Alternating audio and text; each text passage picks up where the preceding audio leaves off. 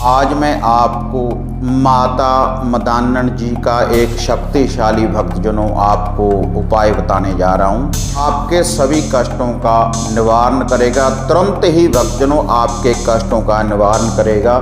अगर माता मदान्नन जी के थान के ऊपर आप ये भोग प्रसाद भक्तजनों अर्पण करेंगे, जिस विधि के अनुसार भक्तजनों मैं आपको बताऊंगा, बिल्कुल घरेलू उपाय है भक्तजनों, हर इच्छा को पूर्ण करेगी माता मदान्नन जी इस उपाय के द्वारा।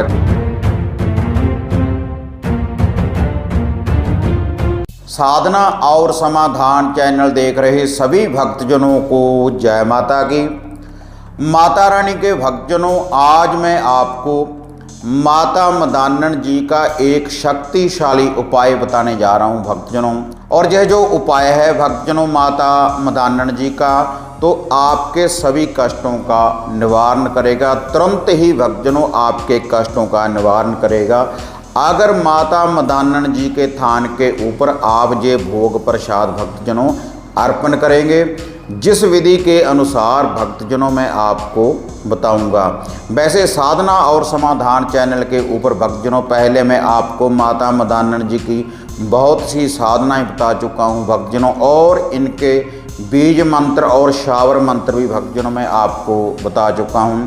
लेकिन ये जो विधि है भक्तजनों, इसके लिए आपने किसी मंत्र का कोई जाप नहीं करना और ना ही भक्तजनों आपने कोई साधना करनी है। और यह जो उपाय है भक्तजनों, हर व्यक्ति इस उपाय को कर सकता है। बिल्कुल घरेलू उपाय है भक्तजनों, हर व्यक्ति भक्तजनों इससे लाभ की प्राप्ति कर सकता है।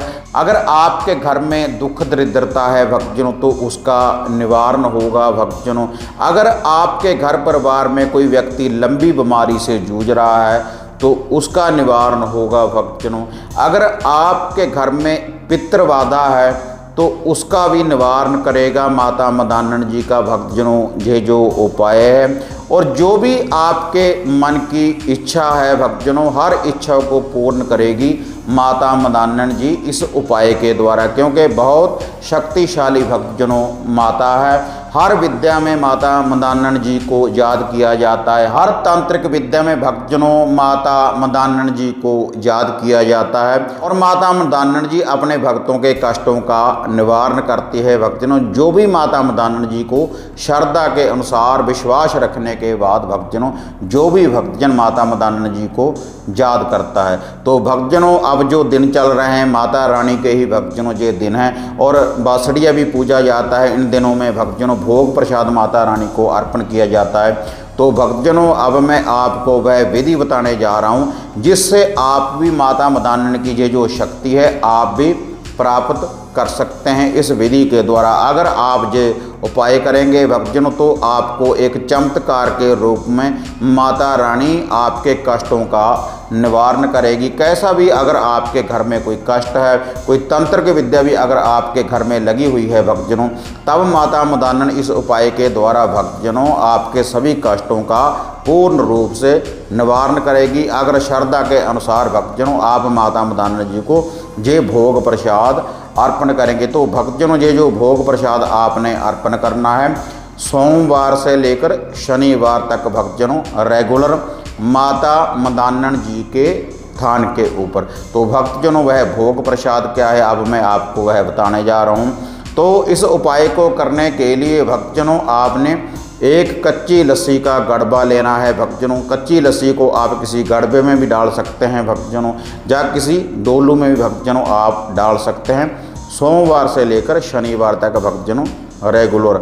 और इस कच्ची लस्सी को आपने तैयार कैसे करना है भक्तजनों, पहले आपने किसी डोलू या गड़बे में भक्तजनों आपने शुद्ध जल डाल लेना है, और उसमें भक्तजनों आपने थोड़ा सा कच्चा दूध डाल देना है भक्तजनों। और यह बन गई भक्तजनों कच्ची लस्सी। और इसमें जो आपने सामग्री डालनी है भक्तजनों सोमवार से लेकर शनिवार तक रेगुलर, एक चुटकी खसखस की, एक चुटकी खसखस के नित्य ही भक्तजनों आपने इस कच्ची लस्सी में डालनी है।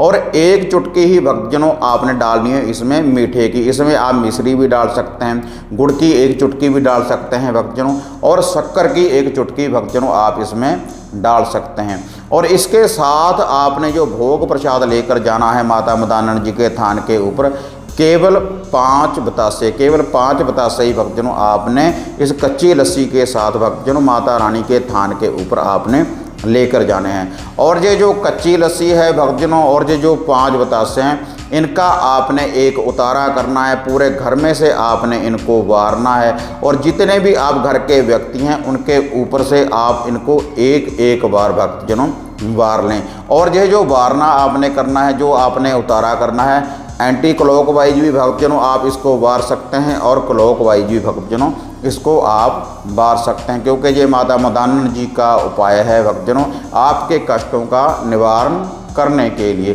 तो भक्तजनों ये उतारा करने के बाद भक्तजनों आपने जाना है माता मदानन जी के थान के ऊपर। लेकिन जो भी ये भोग प्रसाद माता रानी के थान के ऊपर जाकर अर्पण करेगा तो उस व्यक्ति ने सुबह सुबह जाना है निहार मुँह। पहले उस व्यक्ति ने कुछ भी नहीं खाना भक्तजनों, नहा धोकर पाक साफ होने के बाद भक्तजनों माता रानी के थान के ऊपर जाना है और नंगे पाँव भक्तजनों उस व्यक्ति ने माता रानी के थान के ऊपर जाना है।